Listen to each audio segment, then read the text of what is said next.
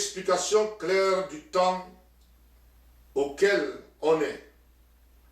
Ce message nous ouvre l'intelligence pour que nous sachions que Jésus-Christ est un roi, mais pas une religion. Que nous vivions selon la réalité et non l'imagination. Que nous fassions de l'action, qu'on soit actif et non passif.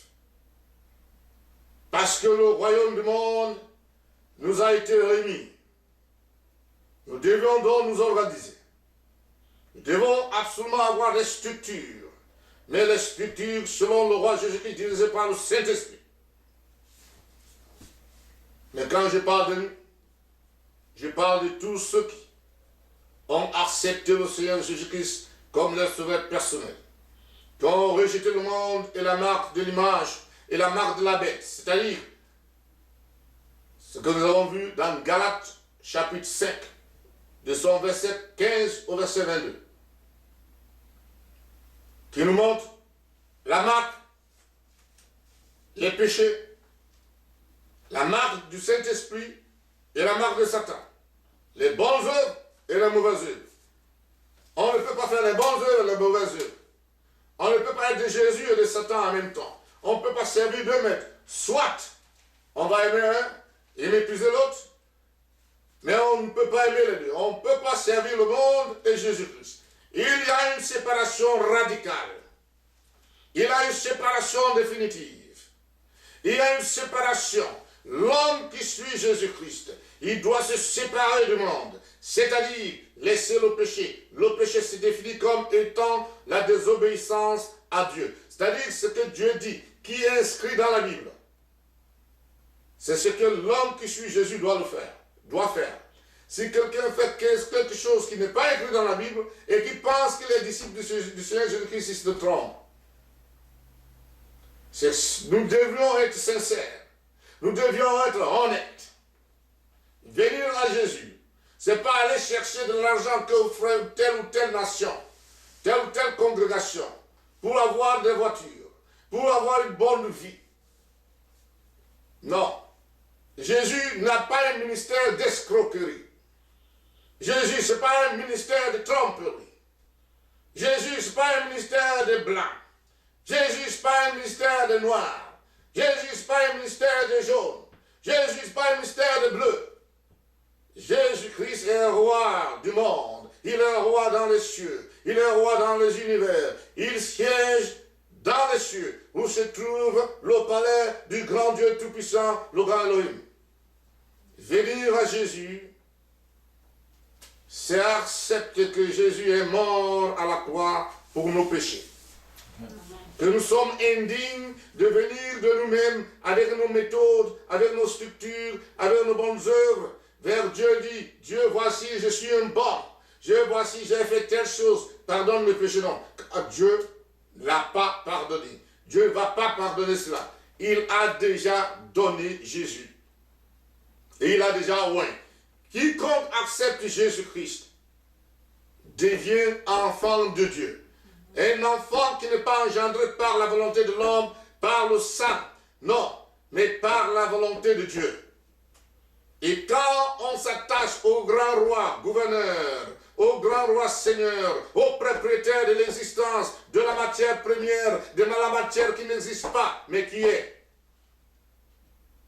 lui, il nous change. Il enlève les mauvais désirs, il enlève les convoitises, il enlève le désir de péché. Il enlève le désir de faire ceci ou de faire cela. Il enlève tout cela, mais il nous donne la vie.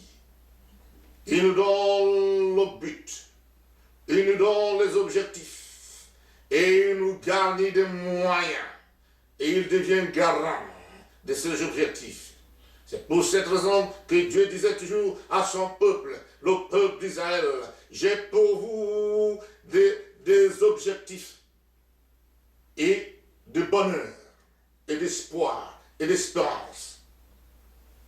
Dieu pardonne. Amen. Dieu délivre. Dieu pardonne.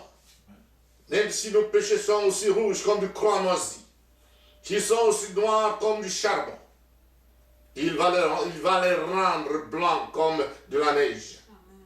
par le sang de Jésus.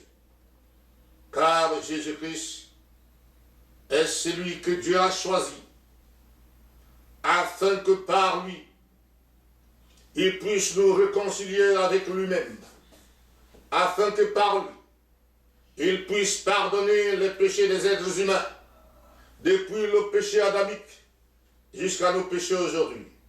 Jésus-Christ les a pardonnés. Venez à Jésus aujourd'hui. Si vous entendez la voix de Jésus-Christ, n'endurcissez pas votre cœur, car Jésus-Christ est à votre porte et il frappe. Ouvrez la porte de votre cœur, recevez Jésus-Christ, dites à Jésus, je suis un pécheur. Je me reconnais pécheur et indigne de me placer devant le grand Créateur. Je n'aurai pas de mots. Je n'aurai rien pour éliminer mon péché. Mais je accepte que tu es mort à la croix pour mes péchés.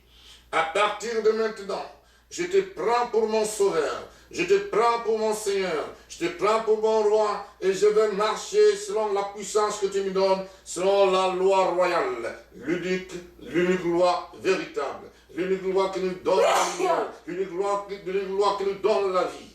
J'accepte ton règne. Et que tu me donnes le Saint-Esprit. Et que tu me mettes au milieu des frères et sœurs qui ne courent pas pour le mépris, qui ne courent pas pour l'argent, qui ne courent pas pour ceci ou cela, mais qui sont et qui savent enracinés dans ta parole, dans la recherche du bien, ayant une propension, un déclin exacerbé de la recherche quotidienne, de la recherche consistante, de la recherche soutenue, de la recherche continuelle de ta parole, de ta volonté, dont le cœur s'étend toujours vers le bien, qui déracine le mal, qui n'aime pas le mal, qui ne font pas de compromis. Dieu va vous montrer ses frères, et peut-être ils ne sont pas loin de vous. Ils ne sont peut-être pas dans les grandes maisons. Ils n'ont pas de grandes voitures. Peut-être ils sont négligés. Peut-être ils sont méprisés. Mais ce sont eux qui ont la clé de vie que Jésus leur a donnée. Car Jésus règne. Et Jésus régnera au siècle des siècles. Amen. Amen. Que le Seigneur Jésus-Christ vous bénisse. Que le Seigneur Jésus-Christ vous dirige. Et que le Seigneur Jésus-Christ vous donne son Saint-Esprit. Quel que soit ce que vous allez faire dans la vie, si vous l'avez accepté, restez, demeurez ferme, car il a les moyens pour vous donner ce dont vous avez besoin, pour vous donner la nourriture quotidienne, pour vous donner les vêtements quotidiens, pour vous donner l'éducation quotidienne, pour vous donner le transport quotidien, pour vous donner la santé quotidienne, pour vous donner le logement quotidien et d'autres choses. Il est capable. Car il a le pouvoir, il a la puissance pour vous donner l'esprit de créativité, pour faire de vous des hommes d'affaires, des hommes de réussite. Restez en Jésus. Le diable est un menteur. Il n'a rien de bon. Ce qu'il vous donne par la main droite, il reprend ça par la main gauche et il va vous exécuter. Mais Jésus donne la vie. Non seulement Jésus vous donne la vie dans ce siècle, mais Jésus vous donne la vie dans le siècle à venir. Quand vous allez fermer vos yeux, aussitôt que vos yeux seront fermés, quand les cris vous entoureront, quand les pleurs vous accompagneront, quand les hommes diront qu'il n'est plus, quand les hommes ouvriront la terre et qu'ils enfonceront le cercueil à l'intérieur duquel se trouve votre corps, et quand le sable ou bien la terre sera recouverte sur le cercueil, et quand les pleurs retentiront à gauche et à droite, et que les gens crieraient, il n'est plus, à l'heure même, à la seconde même, vous serez encore vivant, vous serez cette fois-ci devant le grand Dieu, l'éternel, le grand Dieu, le grand Elohim, Yahvé. Amen. Amen. Que le Seigneur nous bénisse. Que le Seigneur nous protège. Et que le Seigneur bénisse tous ceux qui entendent ce message et qui le prennent à cœur. Et que le Seigneur attire aussi ceux qui entendent ce message, mais qui ne le comprennent pas encore, afin qu'ils puissent mieux le comprendre et qu'ils acceptent Jésus-Christ comme leur sauveur personnel. Amen. Amen.